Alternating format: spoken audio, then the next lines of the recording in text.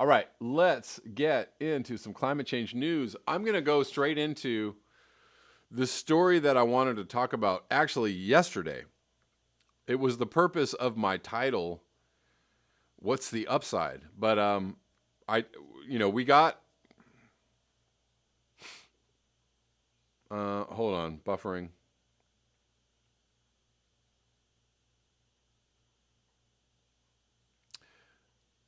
We got we got kind of like sidetracked, or I got sidetracked. I won't put we. I'm not going to put it on you, but I got sidetracked reading the other articles I was reading. I thought that they were very interesting and very important. But anyways, I didn't make it to this particular article sent to me by Marty McCorkle, who I'm going to read a little bit of a little later. We're going to visit McCorkle's Corner. But so check this out. This is from September 23rd. And damn it, if my Wi-Fi isn't all over the place. Interesting title. What if preventing collapse isn't profitable? Ooh. Ooh wee. What if the keeping the economy going, what if the upside or the profit taking isn't in the solution to climate change, preventing ecological collapse? So let's read on. The real downside of the green profit narrative has been that it created the assumption in many people's minds that the solution to climate change and other environmental dilemmas is technical, and that policymakers and industrialists will implement it for us so that the way we live doesn't need to change in any fundamental way. That's never been true. But that's exactly what they want you to think, right?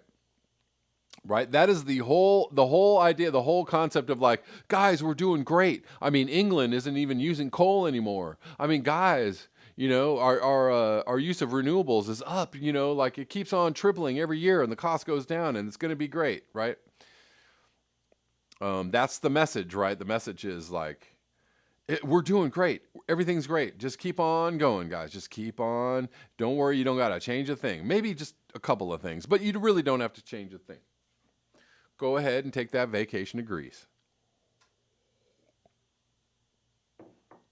The notion that modern industrial civilization is fundamentally unsustainable, ding, ding, ding, and is therefore likely to collapse at some point is not a new one. Even before the Limits to Growth report of 1972, remember that? Do you guys remember that? We covered that. We covered that a few times last year. 1972, they were saying like, nah, we only got a couple of decades left before everything collapses. Many ecologists were concerned that our continual expansion of population and consumption based on the ever-increasing rate at which we burn finite supplies of fossil fuels would eventually lead to crises of resource depletion and pollution, including climate change, as well as catastrophic loss of wild nature. Catastrophic loss of wild nature. What is happening now? We're losing what? 3,000 football pitches of forest every single minute?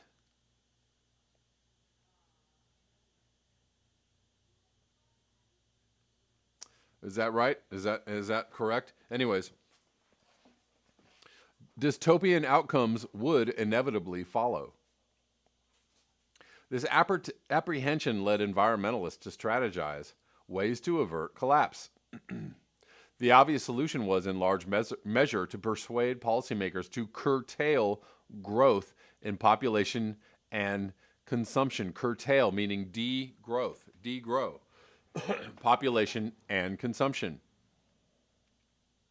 while mandating a phase out of fossil fuels. Mandating.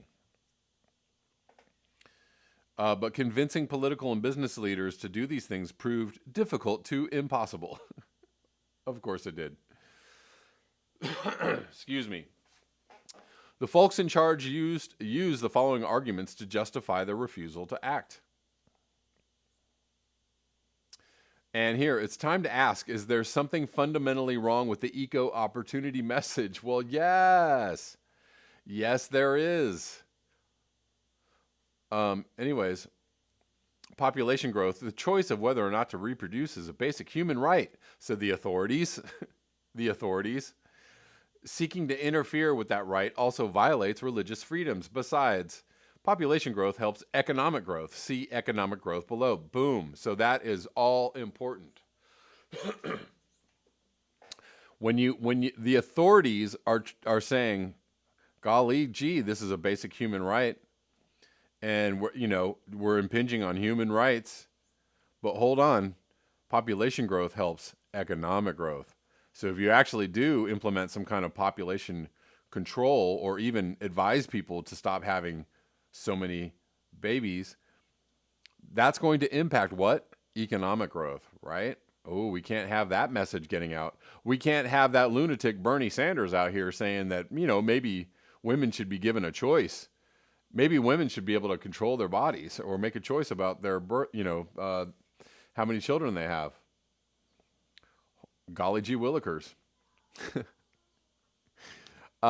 Economic growth. Policymakers insisted that we need a bigger economy, not a smaller one, to pay for environmental cleanup. Golly, guys, we're going to need the money to clean all this up. So let's keep on destroying the environment so that we have the money to clean all this up. Okay. More of which seems to be required all the time.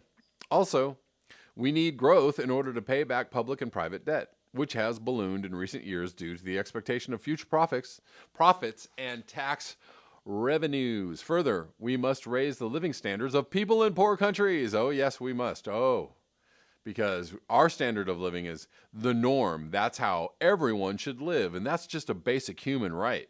So if you're not raising the living standards of people in poor countries, what are you, some kind of Nazi? What are you, some kind of fascist? What are you, a eugenicist? What's going on? And poor people in rich countries. And the only way to do that is to expand trade and other economic activity. Yeah. Anyways, guys see the holes in this reasoning? Fossil fuels. Yes, of course, burning oil, coal, and natural gas is problematic in the long run. Political and business leaders admitted. But until a cheaper energy source comes along, fossil fuels are necessary for economic growth. See economic growth above.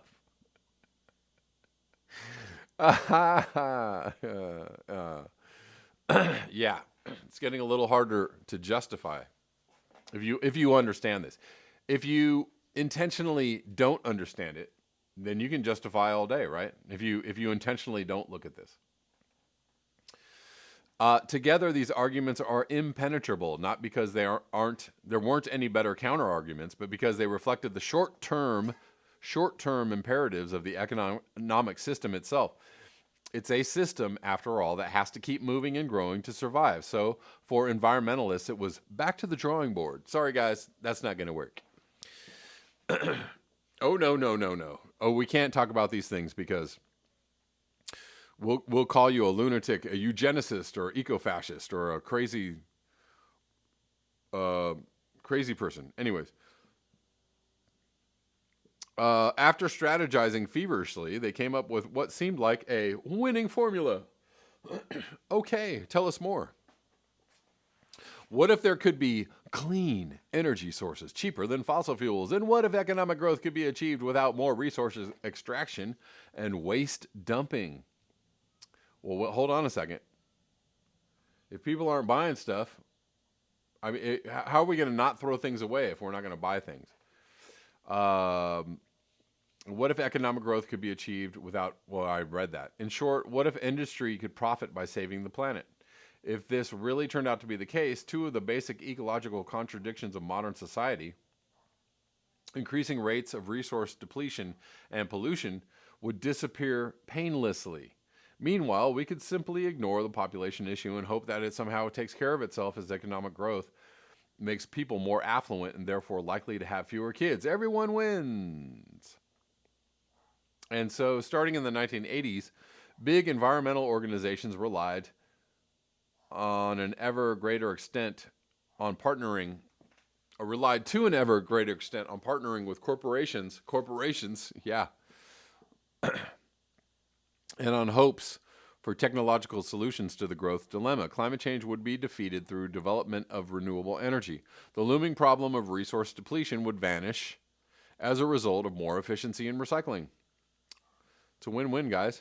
Pollution would disappear with the proliferation of harmless, biodegradable, recyclable materials. Building solar panels, manufacturing green products, and recycling old stuff would be profitable and would create jobs. Economic growth would be decoupled from environmental harms of all kinds.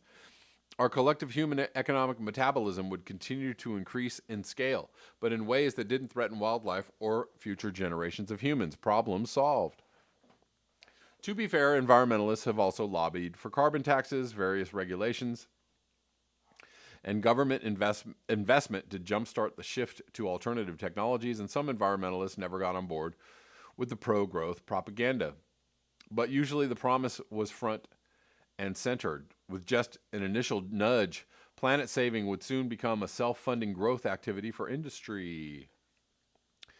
Or just stick a green sticker on the side of any of your products, and everybody will just think like, yeah, we're saving the planet. Because it's got a green sticker, go green sticker on it. And so we're doing the right thing by buying this particular here product, even though it has nothing to do with saving the planet. See how that works? Easy. Let's see. New machines have been invented to suck carbon dioxide out of the atmosphere. These machines are expensive, and enormous numbers of them will be needed to make a difference with regard to climate change. So the profit potential is mind-numbing. Engineers have found ways of combining captured CO2 with hydrogen released from water by the application of electricity. The results are synthetic fuels that could replace oil and natural gas in transportation and industry. Those syn fuels promise to be expensive to produce, so get ready for a torrent of new commerce as fuel users gear up to pay for them. The same goes for electric cars as hundreds of new models move from drawing boards to showrooms. Meanwhile, solar panels and wind turbines are getting cheaper, so there's little to prevent renewable energy from crushing the fossil fuel industry once and for all. Make way for green profits and jobs galore.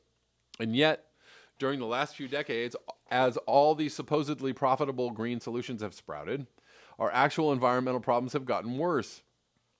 The Earth has warmed by more than 1 degree Celsius above its temperature 50 years ago. Forests are burning as never before. Storms are becoming megastorms, and the number of climate refugees is climbing fast. 2/3 of all wild animals have disappeared in the last half century. The oceans appear to be dying from acidification, overfishing, and giant gyres of plastic pollution. Meanwhile, human population has doubled, from 4 billion in 1974 to nearly 8 billion today. What's the hitch? Have environmentalists simply not tried hard enough to sell their no-pain marketing plan? Has insufficient government investment and regulation prevented the big green profit machine from revving up to speed, or is there something fundamentally wrong with the eco-opportunity message? It's easy to make the case that government has dragged its feet on regulations and incentives, but if green alternatives are really so profitable, why the reluctance to wholeheartedly support them? Yes, fossil fuel companies have deliberately thrown tax in the roadway, questioning climate science while hoovering up government subsidies, and they have spent vast amounts both to lobby and contribute to the campaigns of elected leaders, but surely that's not the only impediment. Consider renewable energy. Costs for solar panels and wind turbines have continually fallen, so these alternative energy sources should be Exhibit A for the green growth argument. Unfortunately, however, the difficulties of a complete transition from fossil fuels to renewables cannot be boiled down to a question of cost per unit of electricity produced by solar versus coal.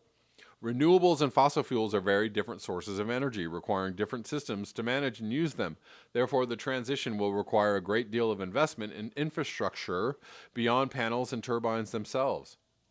The intermittency of sunshine and wind imposes the need for energy storage technologies, for much greater redundancy of energy sources, for more robust transmission grids, and for infrastructure to turn electricity into fuels, for technologies that will be hard to electrify, such as long-distance airplanes, big farm machinery, and high-heat industrial processes like cement making. All of these will be costly. Take just the last one of these, synfuels. of which considerable quantities may be needed depending on how much aviation, shipping, intensive farming, and high heat industry we want to maintain. We can make synfuels from free sunlight and wind, and CO2 captured from the air. It would seem to be a no-brainer, but it turns out that the process is inefficient and expensive compared to doing the same work with oil and natural gas. While sunlight and wind are free, the machines we use to capture energy from them are not. They are built from non-renewable materials, just like oil derricks and gas pipelines. Fossil fuels are, in a sense, free too. Sure, they need extraction, refining, transport, and burning, but nature has already done the work of concentrating and transforming millions of years' worth of ancient sunlight into substances that are relatively easy to store, transport, and use until these fuels start to get really scarce, which may happen sooner than a lot of people assume. Fossil fuels will therefore continue to be cheaper in many applications than renewables. Further, we already have the infrastructure required for finding, extracting, transporting, and using fossil fuels, whereas the production of synfuels would require a great deal of new infrastructure. Ooh, the dollar signs are just clicking in some people's eyes. So much that it would amount to a replacement for much of our existing fossil fuel industry, which took many decades to build. So even if solar panels and wind turbines continue getting cheaper, there will still be systemic technological and economic hurdles in addition to any political foot dragging hindering a full transition. Ugh. That was supposed to be the cheap and easy part of the green growth solution. Unfortunately, there are even more difficulties to be faced in attempting to maintain a growing economy and expanding population while dramatically reducing environmental harms. Some of these problems are summed up in the word externality. Hold on one second. Let me just check in on y'all. 115 viewing, 41 likes. Guys, please like up the video. And if you're new, please subscribe. I'm going to go back to reading this. Basil Peterson, the U.S. is a profit margarine. Yes.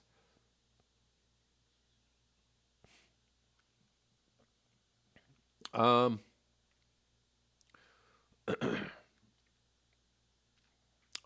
that was supposed to be the cheap and easy part of the green growth solution. Unfortunately, there are many. Oh, I'm sorry. Some of those problems are summed up in the word externality. In economics lingo, an externality, this is very important, is the impact of an economic transaction that is not priced into the transaction. Right, like all the cheap goods and cheap labor and cheap cars and cheap stuff that you get from China. Lots and lots of environmental externalities that are not priced in to the actual price of the goods, right? No one sets out to produce externalities in the sense that no one pollutes just for the sake of polluting. Pollution is a byproduct of doing business, and industry typically assumes that society as a whole will either learn to live with the mess or pay to clean it up. Only rarely does industry foot the bill. That's what might be called internalizing the externality. Most of the time, industry profits while nature bleeds and society pays. I'm sure you guys all understand that. Perhaps you've read reports that estimate the future cost of climate change. The numbers are staggering. We're talking about trillions and trillions. All the trillions that the wealthy have stolen from the poor, right? That's the cost of cleaning up climate change. The numbers are staggering. Surely the prospect of such unprecedented financial losses over the coming decades will motivate today's industrialists to invest in green alternatives. Not necessarily. Publicly held corporations are required by law to make decisions that result in the highest value to their shareholders, not society as a whole. And there we have the crux of the problem, right? The benefit is always seen as profit and not the benefit to, say, the public good or future generations or the benefit to the environment. Like none of those things are seen as profits. Only just dollars, right? Pure profit, the pure profit motive of just monetary profit. That's what people are, or that's what the system is engaged in, enhancing is the monetary profit, while not only not benefiting those other things, future generations, people at large, the environment. Not only are they not benefiting those things, they are destroying those things, destroying future generations, destroying the environment, destroying society at large for the sake of that monetary profit motive. Let's go back.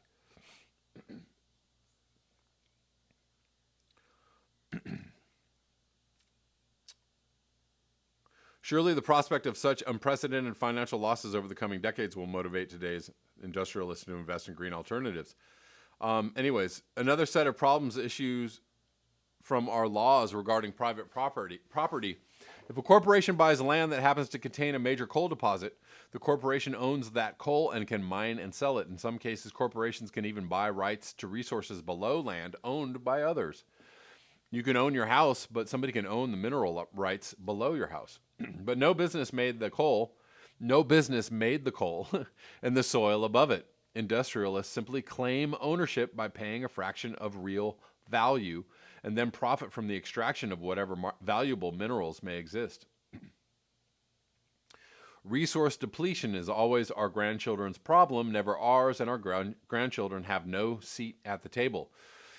In other words, whether the problem is related to pollution or depletion, the incentives and advantages are all on the side of industry and growth, never nature and conservation, unless government steps in with a regulation or two.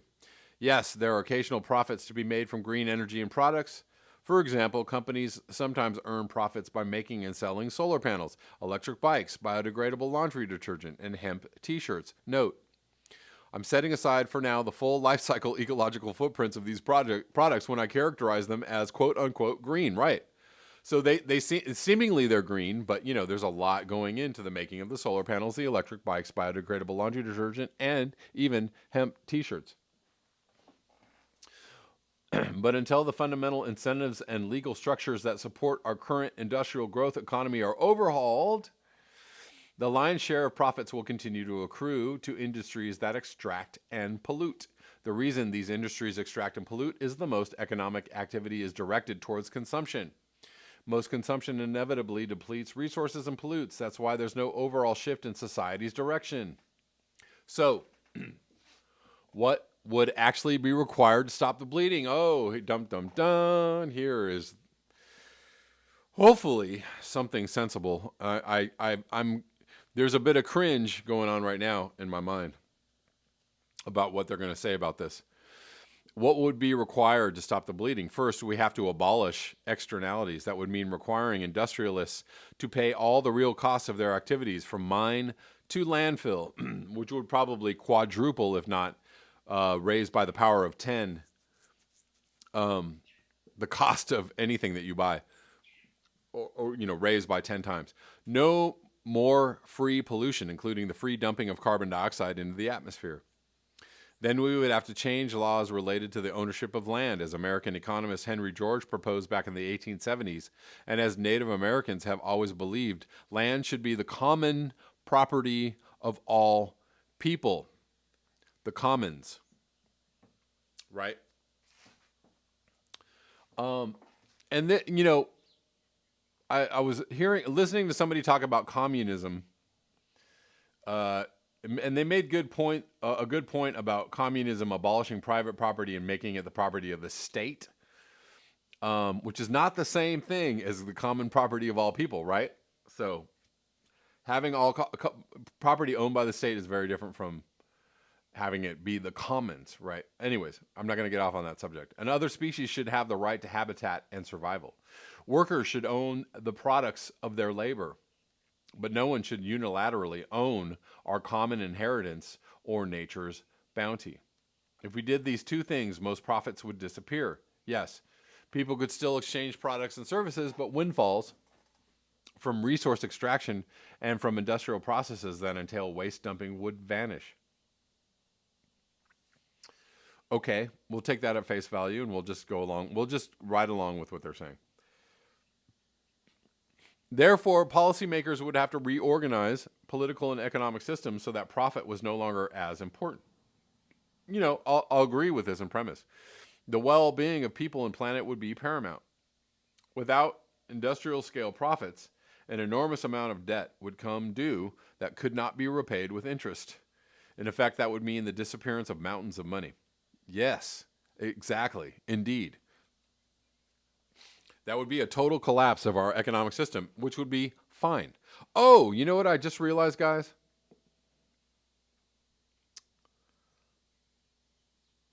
I just realized something yesterday. And I just want to put this out there very quickly. I was thinking about modern monetary theory, and a thought just crossed my mind. If the idea, and it's one that's already been borne out, right? That we just print money whenever we need it. The government just prints money. And obviously, if the government just prints money and it can put it out into circulation without it being a debt-laden transaction, right? What does that do to debts? And how that creates a situation where you can cancel debts, like a debt jubilee, right? And so people have been talking about debt jubilees for a long time.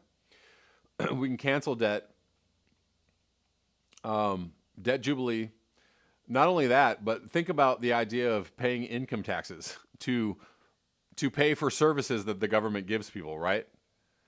The idea that we all operate on this level of like, well, we pay our income tax, and then the government takes that income from our income taxes and it gives us things, right? Or it pays for the military, or pay. So if you actually embrace the idea of, the theory that we can just print money and just put it out there, there's no point in paying income taxes, right? It doesn't mean anything. And there's a deeper discussion around that idea of investing in your own society or your own country or whatever it might be, that you give them money and you get something back in return. Yes, I get all that. But still, if we embrace the idea that you just print money and just put it out there for circulation, what's the point of paying an income tax or any taxes at all? Right? Right. Okay. Got it? Get it? Good. The government can just print money and pay for things, right? Just give people money. Here's some money. Here you go. Don't worry about the taxes. Here's some money. Obviously, we live in a debt-based fiat currency system. Anyways, let's move on.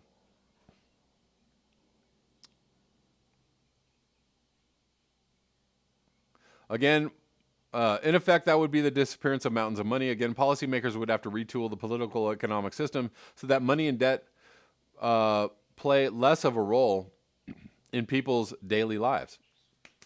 Yes, and taxes, honestly. There is a third and final realm in which action would be necessary. We would need to take the population question seriously. If population is growing, a shrinking economy becomes an ever greater burden on each individual. But if population levels are declining, then economic degrowth imposes a smaller per capita toll, and quality of life could improve as human numbers decline to a sustainable level. Yes, right? Just common sense, just logic, We're not talking about, who are you going to kill first? I'm stupid.